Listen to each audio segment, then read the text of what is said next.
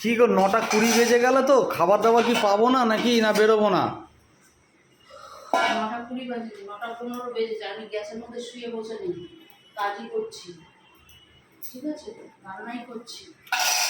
তা কি রান্না করলে? কি রান্না হয়েছে? ডাল, ভাত, আর হচ্ছে আর এই পরোটা কি জন্য?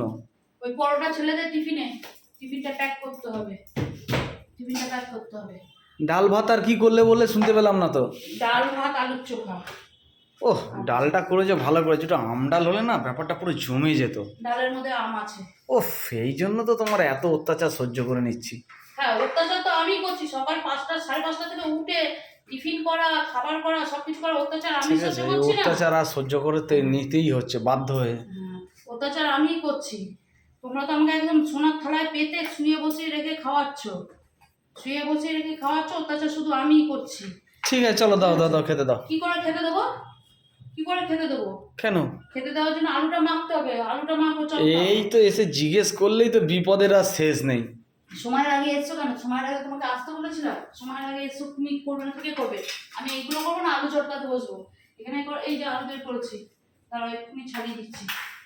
এর সাথে একটু ডিম থাক, ভাজা মাখবই যখন আমি ছাড়িয়ে নিতে পারবো। ঠিক আছে, হ্যাঁ, কই ডিম ভাজা? ভাজো ভাজো ভাজো ভাজো ভাজো, জমে যাবে ব্যাপারটা পুরো। ডিম আনো, সেটাই বলছিলাম। ডিম ভাজা হলে জমে যেত, ডিম আনতে হবে। থাক, ডাল আলু চোখা দিয়ে খেয়ে নাও। আমার ডিম ভাজাও ভালো লাগতো। না না, ডাল আলু চোখা দিয়ে খেয়ে নাও, আর কিছু বাড়িও না। কেন? খরচের ভয় ছিল না? অমনি বাড়িও না। এটা যদি নিজের কিছু হতো তখন বাড়ি বেড়ে যেত না? যেই আমি বললাম না না, বাড়ানোর জায়গা নেই। গরম গরম খেয়ে চলে যাবে, আমি তো খাবো ঠান্ডা। তোমার ঠান্ডা খেতে কে বলেছে? তুমিও গরম খাও। হ্যাঁ, সকাল 9টার মধ্যে ভাত খেয়ে বসে রই। এমনিতেই থালার সামনে বসে কমেন্টস খেতে খেতে মরছি। সকাল 9টার মধ্যে ভাত খেয়ে মরবো?